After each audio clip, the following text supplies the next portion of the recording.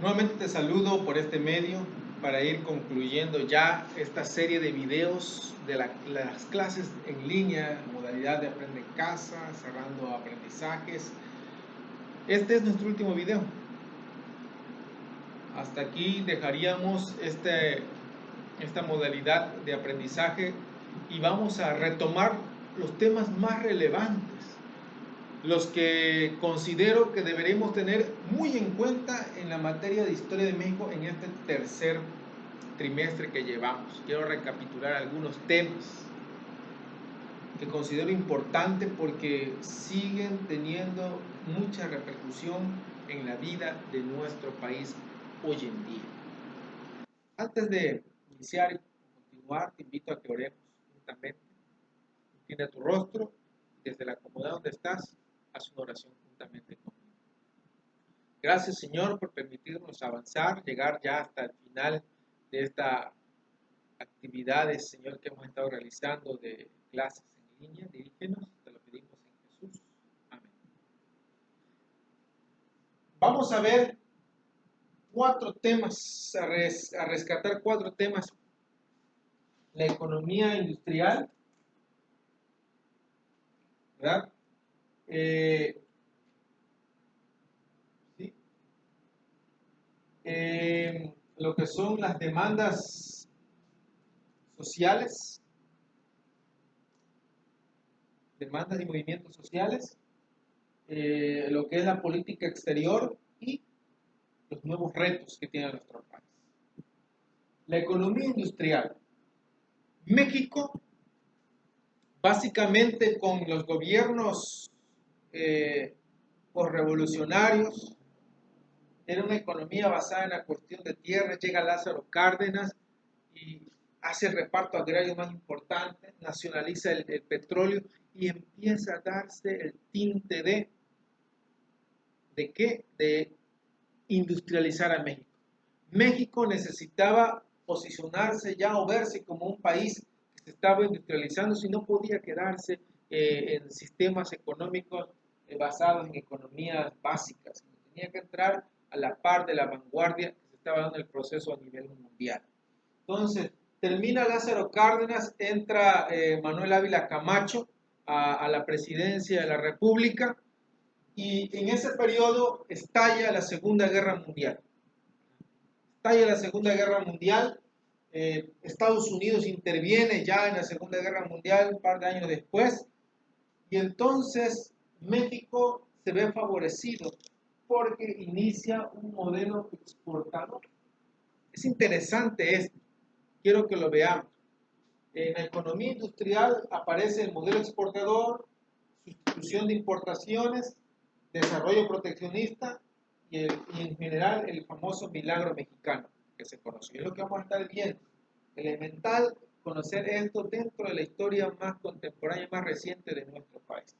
El modelo exportador surge, repito, a raíz de que Estados Unidos entra a la Segunda Guerra Mundial, dejan de trabajar en sus industrias básicas y entonces requieren de materias primas de parte de México.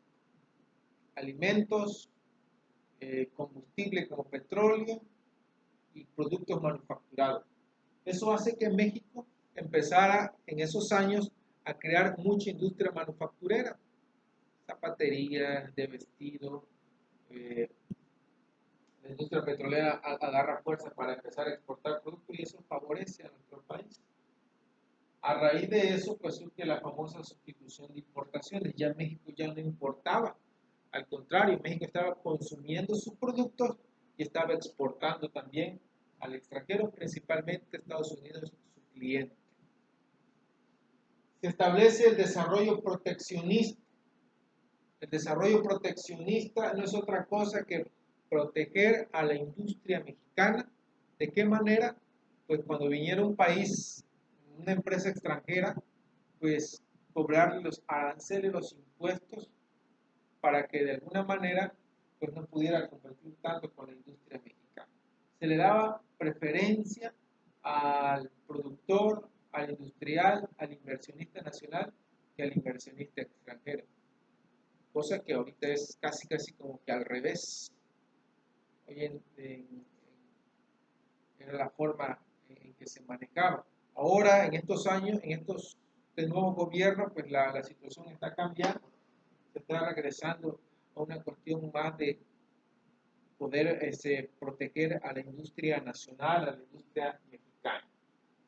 ¿Y en qué consistió el milagro mexicano? Es un periodo que se dio, dice, en 1954, en el gobierno de Adolfo Ruiz Cortines, hasta 1970, cuando termina el periodo de Gustavo Díaz Ordaz.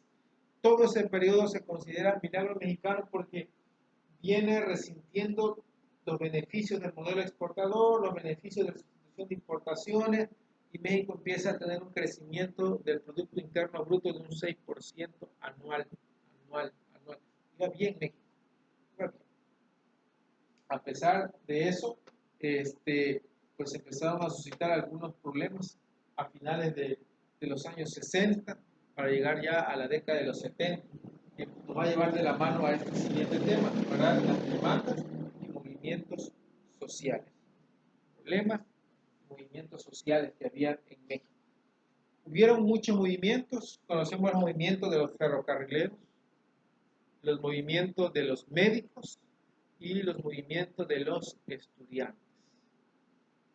Cada uno de ellos. El movimiento ferrocarrilero fue un movimiento básicamente obrero. Un movimiento que hasta cierto punto los gobiernos desestimaron. Trataron de arreglarlo a como pudieron, entre que arreglos, y lo socavaron. Pero lo que sí vino a hacer eco fue el movimiento de los médicos, ya una clase estudiada, preparada, que empezó a ver que sus derechos como trabajadores no estaban siendo respetados, y hicieron un movimiento dentro del gobierno de Gustavo Díaz Ordaz. Posteriormente, del movimiento de los médicos estalla el movimiento de estudiantes. Y aquí quiero hacer un paréntesis. Los años 60 fue el año, la década, mejor dicho, en la que en todo el mundo, los jóvenes se estaban queriendo hacer notar. Es una etapa en la que fue se acabóse de los hombres respetables, de que para ser político tenías que tener tal o cual edad. No, la juventud había llegado al punto de decir basta, nosotros queremos participar. Una serie de movimientos que se dio a nivel mundial, que fueron desencadenados con los tipos de música que se fueron tomando como símbolo, etcétera, etcétera. La liberación femenina, se aparece en la pastilla anticonceptiva en esos años, una gran desenfreno en cuanto a la vida sexual de los jóvenes, etcétera, etcétera. Todo eso desencadenó una serie de situaciones en distintas partes del mundo, en Europa, y aquí en México no fue la excepción. El movimiento estudiantil 68, todos dicen, no, fue el 2 de octubre, no. El movimiento estudiantil 68 inició desde los años de 1966 con las primeras manifestaciones en estados que no eran el centro del país. Estados como Sinaloa. Lugares donde fueron reprimidos esos movimientos. Entonces, y eso fueron llevando posteriormente a que se organizaran otros movimientos, otras manifestaciones, porque ellos querían hacerse notar, que se viera. El gobierno no pudo controlar esa situación. Era un gobierno que concebía que era necesario el orden para mantener el progreso. Parecía que seguía reteniendo el pensamiento porfiriano, orden y progreso, llevando a tomar decisiones que hoy por hoy la historia lo sigue juzgando, a pesar de que los personajes ya hayan fallecido, Gustavo Díaz Ordaz, Echeverría Álvarez, pero siguen siendo juzgados por la historia, por haber matado a tantos estudiantes sin necesidad de. Yo les animo a que puedan revisar nuevamente esta situación y ahondar un poco más del movimiento estudiantil de 68 y darse cuenta de que realmente no es como algunos lo pintan. Todos dicen, es que el movimiento estudiantil inició con un grupo de jóvenes que estaban jugando fútbol y se pelearon y de repente pues llegó el ejército a controlarlos y para colmo, en algunos documentales en lo personal me sorprende, ¿no? Ni siquiera era un partido de fútbol así organizado, dicen que era un partido ahí común de barrio. Y imagínense que ahí estaba el ejército esperando para guardar el orden. Eso fue un pretexto. Ya había la intención de él. Se estaba trabajando otras cuestiones de él. Se dice de que muchos jóvenes, muchos maestros en ese entonces, estaban preparándose para crear un sentido de oposición diferente al sistema de gobierno que se estaba presentando en nuestro país. Y no se quería pues, que se hiciera eso. Entonces, hay que investigarlo un poco más. Les invito, les animo a que puedan indagar y conocer. Son jóvenes, jóvenes 4, 5 años mayor que ustedes, que fueron muertos. ¿Cuántos años tienen ustedes? 14, 15. Bueno, esos jóvenes eran entre 18 y 22 años, aproximadamente, la gran mayoría. Obviamente había jóvenes de mayor edad, maestros que simpatizaban con ellos, adultos que simpatizaban con ellos, pero la mayoría estaban entre 18 y 22 años de edad, incluso más chicos. 4 añitos más que ustedes, 3 años mayor que ustedes. Es increíble. La política exterior en México estuvimos viendo de que nuestro país es un país autónomo, libre y que respeta los derechos de libre determinación de los demás. No se inmiscuye para afectar, pero sí para apoyar a sus ciudadanos. Vimos el gobierno de Cárdenas dando exilio a personas que habían sido desterradas de España, de su país, recibidos por México. Vimos a México contradiciendo el bloqueo comercial que le impusieron a Cuba y dijo, no, yo sí comercio con ellos, haciendo valer su autonomía, ¿verdad? Una cuestión de derecho internacional establecido, ¿verdad? Desde los años de Pascual Ortiz Rubio, ¿verdad? Desde esos años conocidos, ¿verdad? Hay una ley del entonces secretario de Relaciones Exteriores, ¿verdad? Que estableció la no intervención en los asuntos de Estados. Un principio que está establecido y hoy por hoy se sigue cumpliendo. Los nuevos retos que tiene nuestro país. Nuestro país en la actualidad se estuvieron presentando muchos movimientos. En nuestro país, a partir de 1988, cuando se hace la elección, una de las elecciones más concurridas y en la cual se presentó un fraude electoral tremendo, a partir de allí nuestro país empezó a tener una transformación política, económica muy marcada, muy pronunciada. Se establece por primera vez el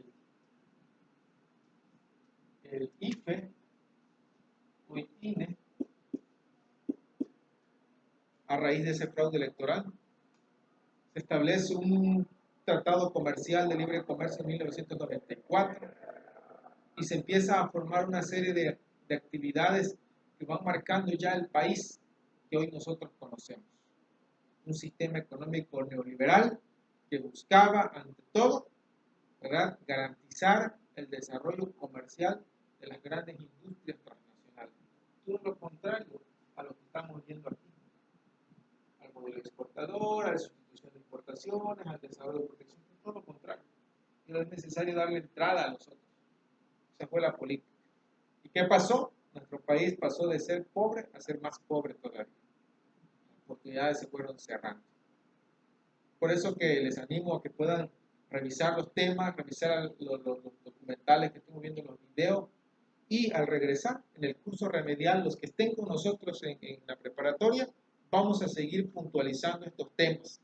Lo vamos a revisar, lo vamos a discutir ahí en el salón de clase, puntos de vista que ustedes tengan.